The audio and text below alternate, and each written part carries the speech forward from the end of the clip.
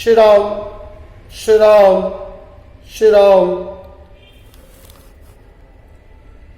जो भी दिव्य आत्मा इस स्थान पर विराजमान है उनसे प्रार्थना है कृपया अपना अपना स्थान ग्रहण करें ताकि भगवत गीता जी का 13वां अध्याय आरंभ किया जा सके। जय श्री राम जय श्री राम। अथ 13वां अध्याय क्षेत्रजग विभाग योग। कृष्ण भगवान ने अर्जुन से कहा, हे कुंती पुत्र अर्जुन, इस देह को क्षेत्र कहते हैं और शरीर के जानने वाले को क्षेत्रजग कहा जाता है। समग्राग रूप से सब विश्वकर्म भूमि होने से क्षेत्रजग है। ब्रह्मांड में ईश्वर ही विश्व रूप होने से क्षेत्र है और वही उसका ज्ञान होने से क्षेत्रजग भी है। क्षेत्र और क्षेत्रजग का जो ज्ञान है वह मेरा ईश्वर ही ज्ञान है। इस क्षेत्र का स्वरूप और उसके विकार उत्पत्ति का कारण तथा उस क्षेत्रजग का स्वरूप और इसका सामर्थ्य ये सब संक्षेप में बताता हूं, सुन। ये क्षेत्र और क्षेत्रजग का तत्व ऋषियों द्वारा बहुत प्रकार से कहा गया है अर्थात समझाया गया है और नाना प्रकार के वेद मंत्रों से विभाग पूर्वक कहा गया है तथा अच्छी प्रकार निश्चय किए हुए युक्ति युक्त ब्रह्मसूत्र के पदों द्वारा भी वैसे ही कहा गया है। हे अर्जुन, वही मैं तेरे लिए कहता हूं। 5 महाभूत अर्थात आकाश, वायु, अग्नि, जल और पृथ्वी, सूक्ष्म भाव, अहंकार, बुद्धि और मूल प्रवृत्ति अर्थात त्रिगुणमयी माया भी तथा 10 इंद्रियां अर्थात श्वेत, त्वचा, नेत्र, रसना और घ्राण एवं वाकु, हस्त, पाद,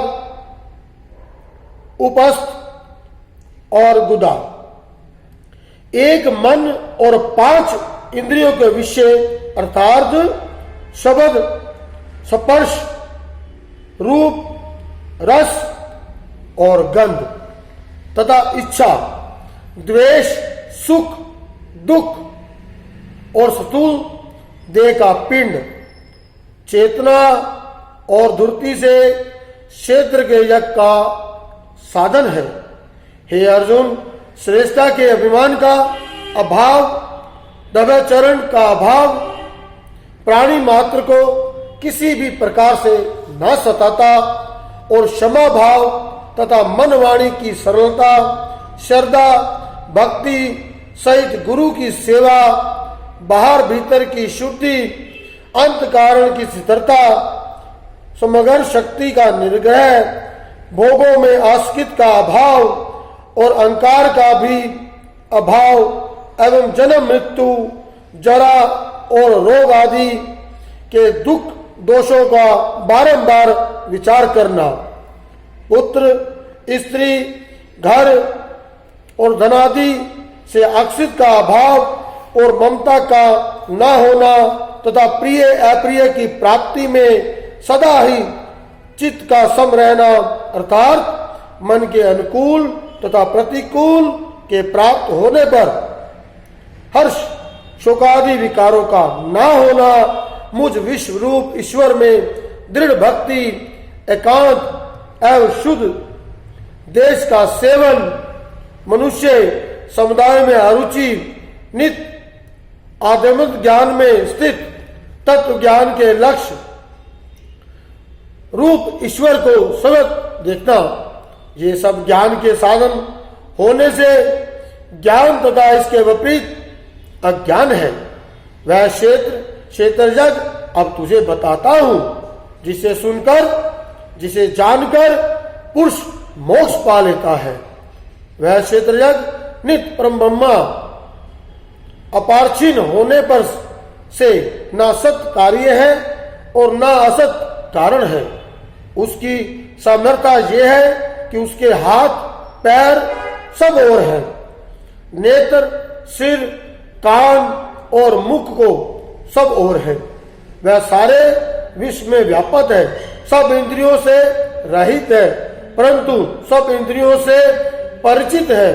सबका भरण पोषण करने वाला, आश्रित रहित, गुणों से अतीत पर भोगने वाला, सब भूतों के बाहर भीतर है, चर अचर रूप भी है, सूक्ष्म होने से अभिषेक भी है, समीप भी है, दूर भी है, आकाश की भांति एक रूप है, पर भक्तों में पृथक दिखने से भी भक्त भी है। वह विष्णु रूप से भूतों का भरण पोषण करने वाला, रुद्र रूप से संहार करने वाला तथा ब्रह्म रूप से उत्पन्न करने वाला, वही अंधकार से परे ज्योति में पदार्थों को ज्योति देता है। यह ज्ञान जानने योग्य पदार्थ द्वारा, अज्ञान द्वारा जानने योग्य सबके हृदय में वास करता है।